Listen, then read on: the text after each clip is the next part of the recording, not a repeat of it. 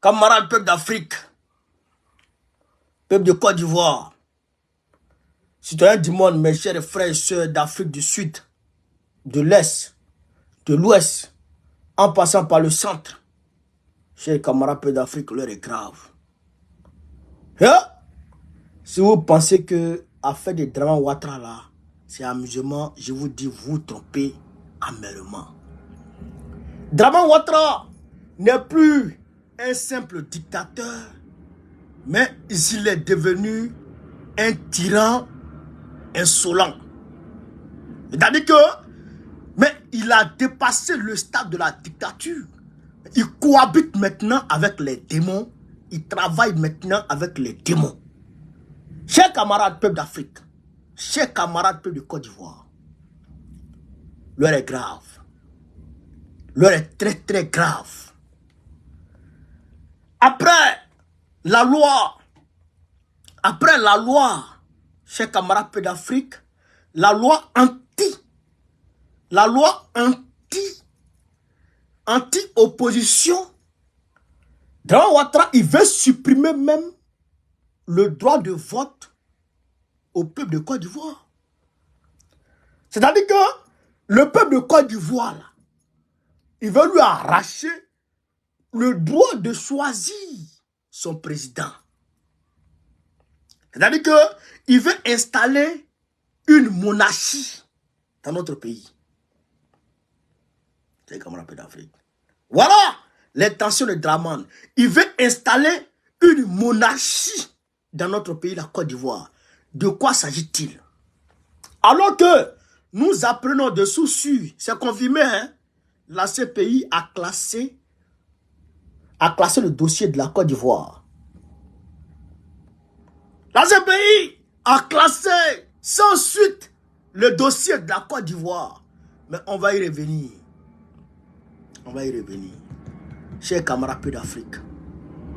C'est pourquoi je vous appelle le samedi 29 juin 2024 à vous mobiliser comme un seul homme pour qu'on aille dans les rues de la place Trocadéro à l'ambassade de Côte d'Ivoire pour marcher.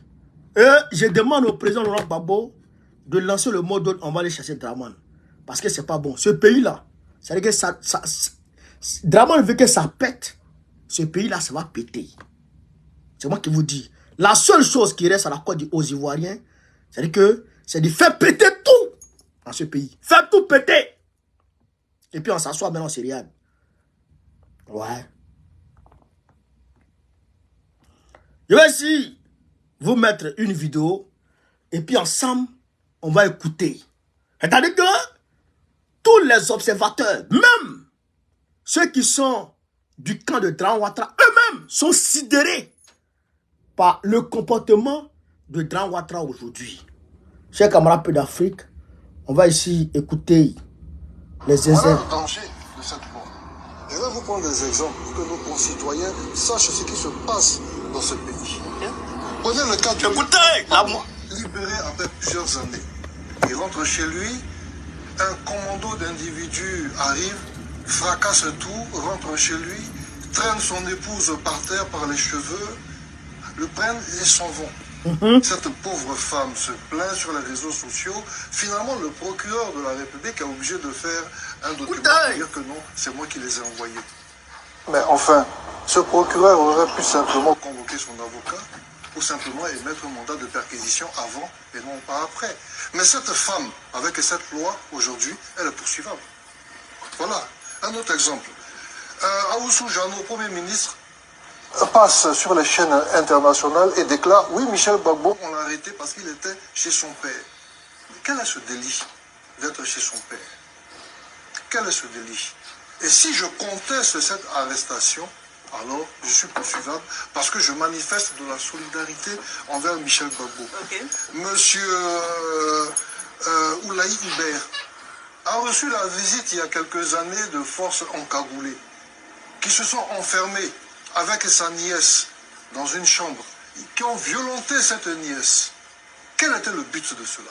Ensuite, ils l'ont traîné et ils l'ont amené en justice. C'est ça la procédure?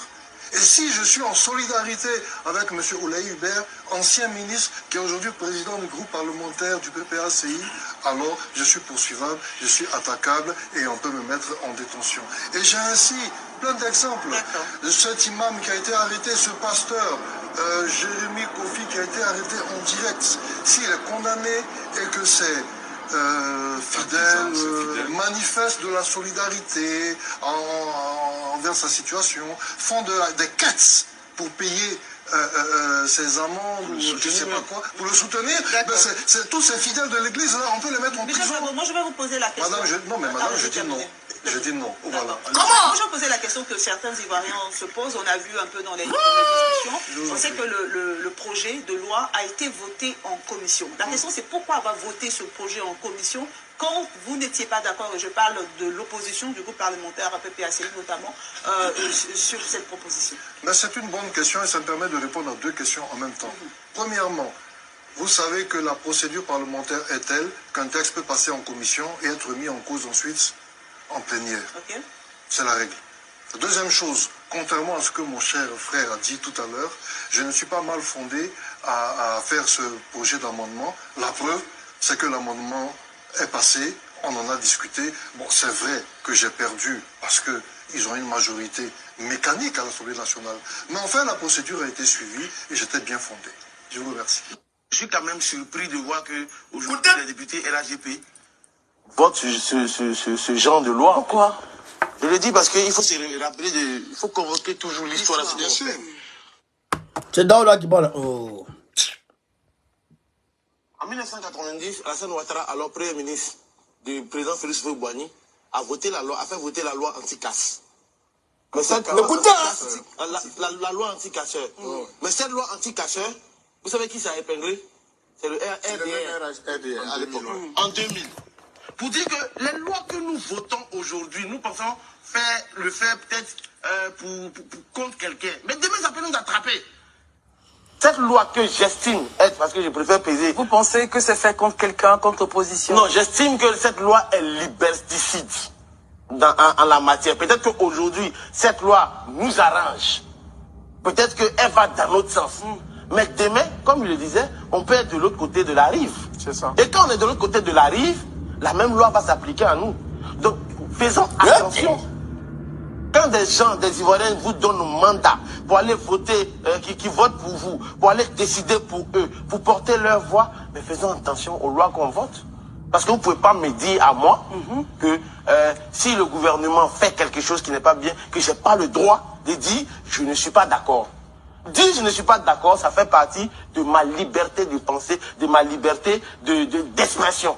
C'est mon droit le plus absolu qui est garant. Et aujourd'hui en Côte d'Ivoire, la Constitution, c'est ma boussole, c'est la boussole du président Alassane Ouattara, c'est la boussole du président Laurent Gbagbo, c'est la boussole de tout le monde.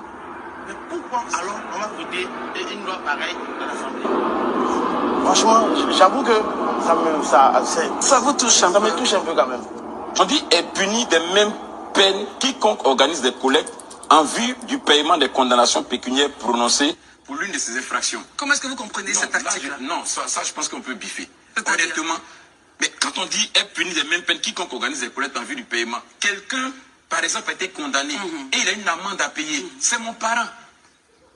Moi, je peux demander, je peux lancer l'appel, donnez-moi de l'argent, je vais libérer, il a payé la peine de mes choses, comment on appelle ça? Les amendes de mon frère. Est-ce que pour ça on doit me condamner? Pour ça il doit subir la même loi que ce que mon frère a subi? Ou bien que mon parent a subi parce qu'il a qui est avéré, c'est-à-dire qu'il a été jugé et condamné. Moi, le fait que j'ai lancé un appel public qu'on me donne des fonds, ou bien qu'on m'aide à pouvoir payer une caution, ça ne doit pas m'emmener en prison, honnêtement.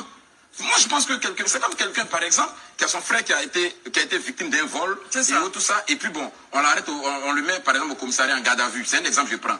Et puis, on dit, bon, pour qu'on te libère là, il faut que tu rembourses le montant donné. Moi, je n'ai pas ce montant, je dis à mes amis, mon frère a une situation difficile, j'ai besoin de moyens. Pour ça, on me dit, non, c'est de la même peine que ce que mon frère a couru. Non, je crois que c'est pourquoi je dis, il y a des éléments dans l'article qui nécessitent vraiment des clarifications. Camarades, vous avez entendu la loi de Draman. Mais ce que moi j'ai à vous dire comme révélation, ce que j'ai à vous faire comme révélation, vous n'avez pas entendu ça. Mais ça, on va en parler. On va en parler. Il faut qu'on en parle parce que c'est grave. Comment un homme qui ne fume pas de drogue, je me demande quelle est la quantité de drogue que Draman Ouattara et ses sbires fument par jour. Moi, je me demande quelle est la quantité de drogue que Draman et ses gars prennent par jour. Parce que ce n'est pas les petits drogues. Hein. Comment un homme peut s'asseoir dans son fauteuil et écrit un article, écoutez ça. Et punir des mêmes peines quiconque organise des collectes en vue du paiement des condamnations pécuniaires prononcées pour l'une de ces infractions. C'est-à-dire que comment quelqu'un peut dire de sa bouche que quand on condamne un homme et que ses amis, on le condamne à des amendes, on condamne peut-être à 1 million d'amendes, et puis ses amis se mobilisent pour cotiser l'argent là, pour aller payer l'amende là. Ses amis qui ont cotisé là, eux tous, on les prend, on les met en prison. Comment un être humain qui a un cerveau, qui mange, qui boit, qui vit, peut penser même écrire ce genre de torchon? Comment?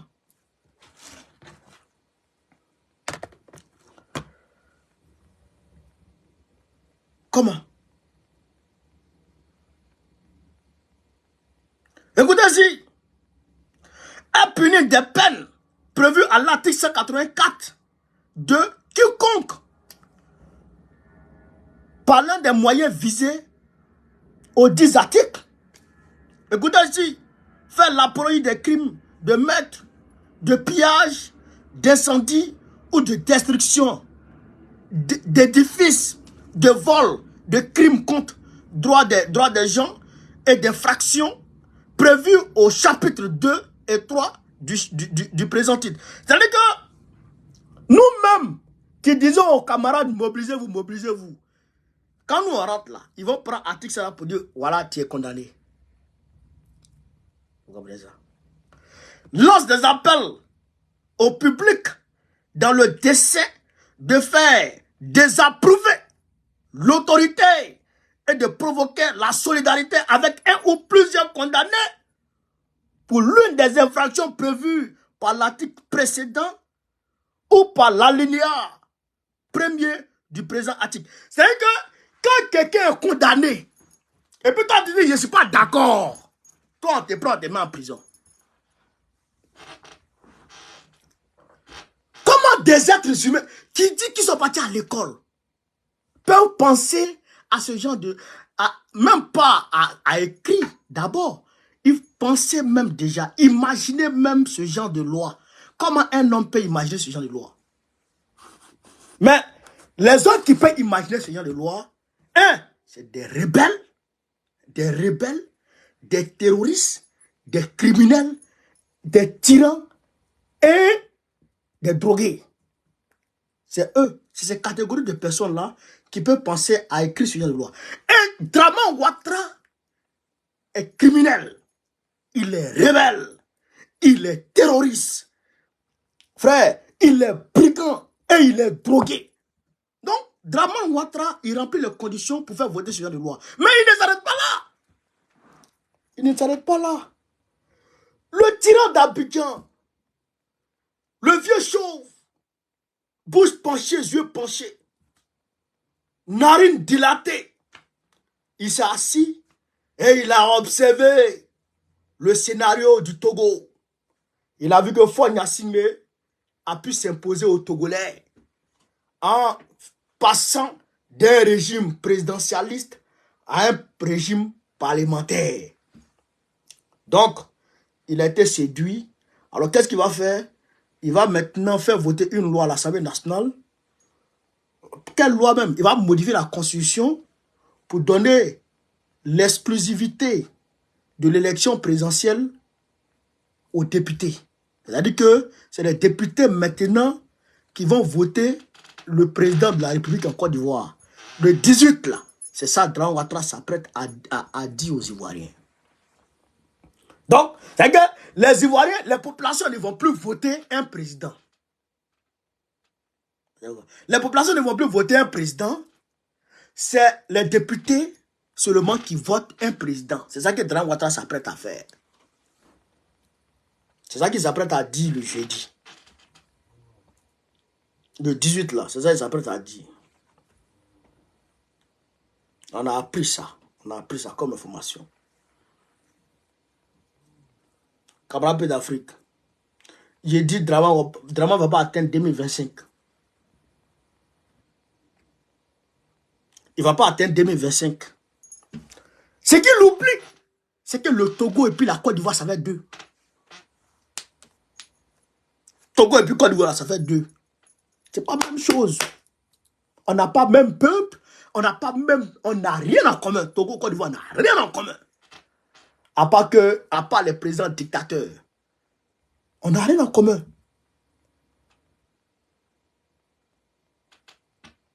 Nous et puis le Togo, on n'a rien en commun. Quand tu vas ouvrir ta bouche qui sent là, et tu as dit ça là, pays là, on va mettre ça en cendre. Moi, je te dis ça. Pays là, on va mettre feu dedans. C'est moi qui te parle. Pays là, on met feu dedans. Feu. Tu n'as pas à croire. Tu n'as pas à croire. Ce pays-là, il y a des pays-là va prendre feu. Et Dramane, tu n'auras pas le temps de sauter clôture. On va t'attraper. Avant de pouvoir sauter clôture, tu seras attrapé. C'est moi qui te parle. Camarade Pays d'Afrique, l'heure est grave. L'heure est très très grave. On n'est pas là pour jouer. Vous aimez rester chez vous. Hein, sur les claviers, commentaires là. Si c'est ça vous voulez, c'est votre affaire. Si c'est ça vous voulez, c'est votre affaire. Mais si vous sentez réellement que vous aimez le pays, que vous aimez la Côte d'Ivoire, il faut vous mobiliser. Il faut vous mobiliser, il faut quitter le militantisme de salon. Il faut arrêter vos militantismes de salon maintenant. Il faut faire le militantisme réel sur le terrain. Militantisme de salon là, on en a marre. Militantisme de réseaux sociaux là, on en a marre. Militantisme de commentaires là, on en a marre. Militantisme de partage là, on en a marre. On veut militantisme réel, militantisme de terrain. Voilà. Vous êtes là, on est de cœur avec toi, on est de cœur avec vous, on est de cœur. Vos cœurs là, gardez. Ou vous êtes avec nous, ou vous n'êtes pas avec nous. Maintenant là, où on est arrivé là, c'est l'heure de la vérité. On est à l'heure de la vérité. On est à l'heure de la vérité. L'heure de la vérité a sonné. C'est pourquoi le 29, il faut qu'on se mobilise tout le monde pour aller marcher de Trocadéro à l'ambassade de Côte d'Ivoire pour dire non à Dramane. Pour dire non à Dramane. Parce que si on s'assoit, vieux maudit là, il va faire un faux signe si on s'assoit. Si on s'assoit, vieux délinquant coupé de route là, il va faire un faux signe si on s'assoit. Alors qu'aujourd'hui, je vous ai dit que la CPI a classé sans suite le dossier de la Côte d'Ivoire. Pas parce qu'ils n'ont pas de preuves. Pas parce qu'ils n'ont personne à poursuivre. Mais parce que les maîtres de la CPI, les patrons de la CPI ont donné des garanties à Dramane Ouattara pour lui dire si jamais, comment dirais-je, tu laisses le pouvoir, tu ne seras pas poursuivi encore. Tu ne seras plus poursuivi. Tu pourras vaquer à tes occupations. C'est ces garanties-là qu'on lui a donné. Mais malgré ces garanties-là, Dramane Ouattara, il ne veut pas laisser le pouvoir. Il veut forcer pour aller en 2025. Chers camarades, la seule chose qui reste au pays de Côte d'Ivoire aujourd'hui, c'est la mobilisation. La mobilisation. La mobilisation à tous les niveaux. Dès qu'il parle de sa vieille gueule là, il demande au président Laurent Gbagbo de lancer le mot d'ordre. Qu'on en finisse. Ceux qui doivent mourir, mourront. Ceux qui doivent vivre, vivront. Tu veux pas, quand la mort doit venir te prendre, elle ne te demande pas ton avis, elle te prend. Il y a un petit balanceur qui est tombé hier avec la portière de son camion, il est tombé, il y a un autre véhicule qui est monté sur le Koso. À Bana, il est décédé. Il y a des gens qui restent couchés et puis Koso, ils sont morts. Quand tu vas mourir, tu vas mourir. Je vais vous raconter une histoire qui m'a été racontée par mon père spirituel. Il dit, le roi Salomon, et que Dieu me pardonne si je me trompe sur l'histoire, mais je sais qu'il ne va pas me tromper. Le roi Salomon était assis avec ses proches. Et l'ange de la mort est venu saluer Salomon. Vous savez, Salomon, c'était un grand, il parlait avec tous les esprits. Il est venu saluer Salomon. Et il y a un monsieur qui était assis à côté de lui, à côté du roi Salomon. Donc, l'ange de la mort a parlé avec Salomon. Et après, il est sorti, il a pris sa route. Il est parti. Le gars qui était à côté de Salomon, là, il a reçu, on va dire, de la chair de poule. Il a eu des frissons quand l'ange de la mort est rentré. Et quand l'ange de la mort est parti, il dit, mais Salomon, c'est quel gars qui est rentré, qui est venu te saluer, et puis j'ai eu des frissons là. Salomon a dit, c'est l'ange de la mort. Il dit, en bon? Salomon dit oui. Il dit, le gars dit à Salomon, enlève-moi d'ici, mets à ma disposition le vent. Parce que Salomon, vous savez que tout était à la disposition de Salomon. Il y avait le vent, les oiseaux, tout était à sa disposition. Il dit, mets à ma disposition le vent, qu'il me transporte d'ici pour m'envoyer quelque part. Et l'ange Gabriel, comment on appelle ça? Merci pour les cadeaux, les gars. Guy Fall. Donc, Salomon met à la disposition de ce monsieur-là, chers camarades peu d'Afrique, le vent. Et le vent transporte le gars pour aller le mettre à un lieu éloigné. Un lieu éloigné. Et le gars arrive là-bas, l'ange de la mort l'attendait et il prend son âme. Et l'ange de la mort revient chez Salomon. Et que le gars est parti, ou le gars partait là, ou le gars demande à Salomon, mets à ma disposition le vent pour que je quitte ici. Donc, Salomon met à sa disposition le vent. Le vent prend le gars, le vent emporte le gars jusqu'à un point B. Arrivé au point B, déjà l'ange de la mort attendait le gars à ce point B là. Donc, c'était le lieu de rencontre.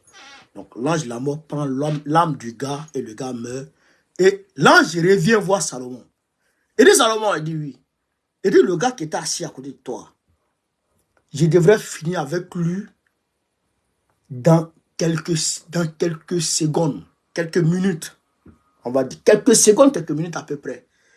Et puis il est assis à côté de toi ici. Alors que le lieu de rendez-vous où je devais finir avec le gars, c'était loin là-bas. Donc le gars, c'est-à-dire qu'il ne pouvait jamais marcher pour arriver là-bas. Il fallait que le gars ait eu peur de l'ange de la mort et qu'il demande à Salomon, avec que Salomon mette à sa disposition le vent pour qu'il se retrouve à ce lieu-là, le lieu de rendez-vous où lui et puis l'ange de la mort doit se croiser pour qu'il meure. Pour dire quoi? On ne peut jamais échapper à son destin. Jamais de la vie tu peux échapper à ton destin. Est-ce que vous avez compris ça? Est-ce que vous avez compris ça? La peur ne doit pas exister en vous. L'Occident, l'impérialisme a toujours joué sur la peur pour arriver à ses fins. L'impérialisme a toujours joué sur la peur pour arriver à ses fins.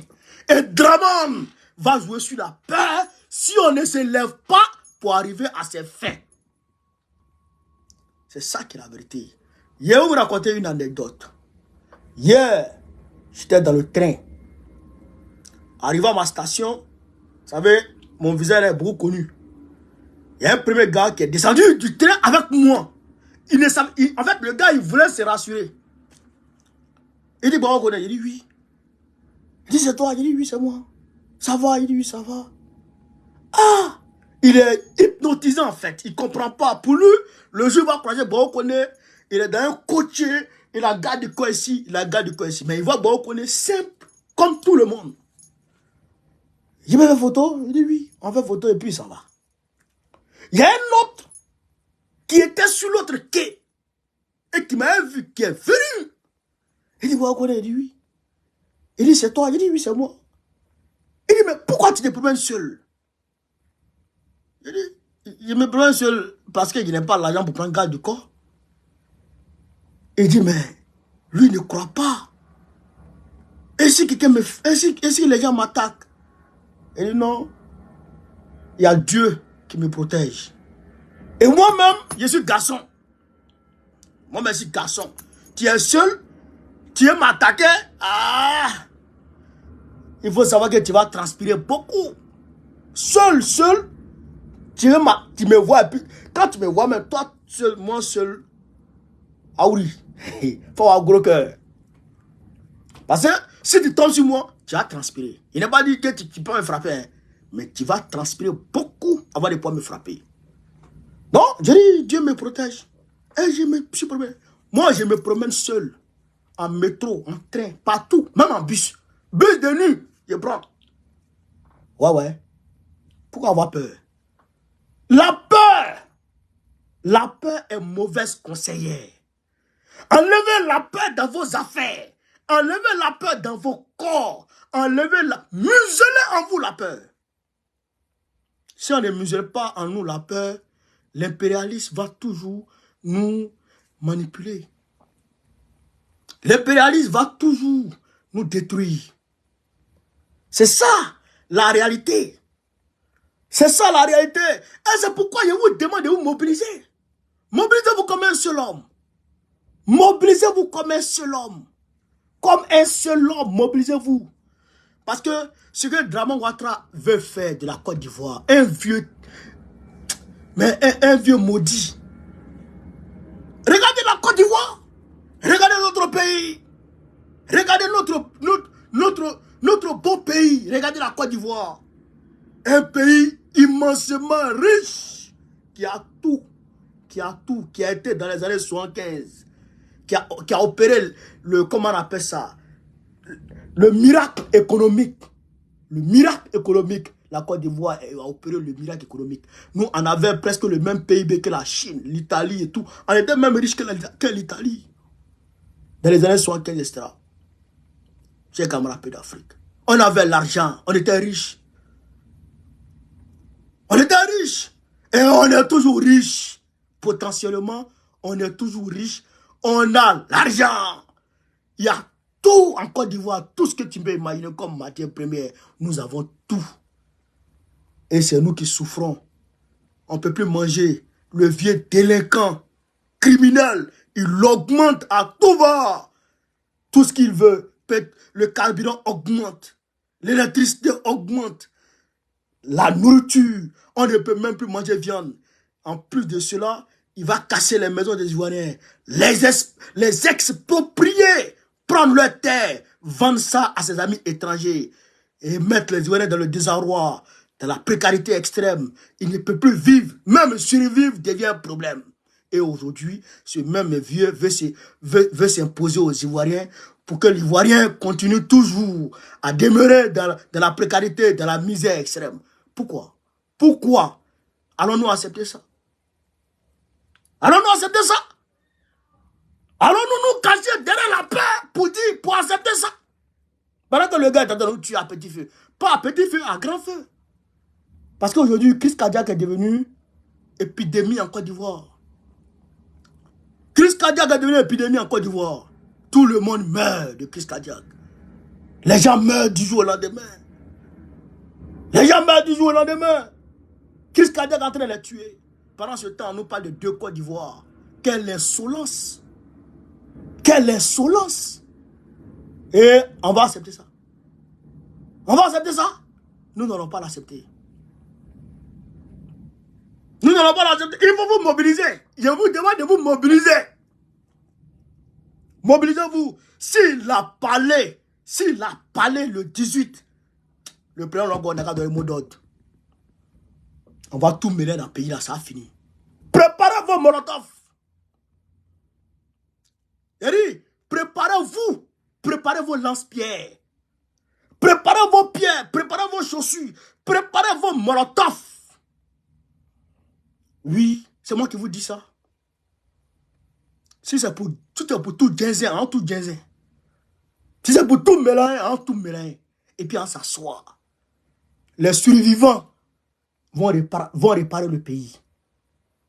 Voilà. Et puis nous autres, on ira en paix vers le Seigneur. Nos enfants vont profiter. C'est ça qui est la vérité, chers camarades d'Afrique. C'est ça qui est la vérité. Donc, le samedi 29 juin 2024, tous Trocadéro à partir de 13h00. Tous à la place Trocadéro à partir de 13h00. Vous avez compris? Voilà. Donc, c'est ce que je voulais vous dire d'abord. Je voulais vous dire ça d'abord. Sur ce, vive l'Afrique libre, vive le panafricanisme, vive tous les présidents panafricains. Gbagbo président du Côte d'Ivoire 2025, Inch'Allah. Partagez la vidéo. TikTok, on va ouvrir le panel.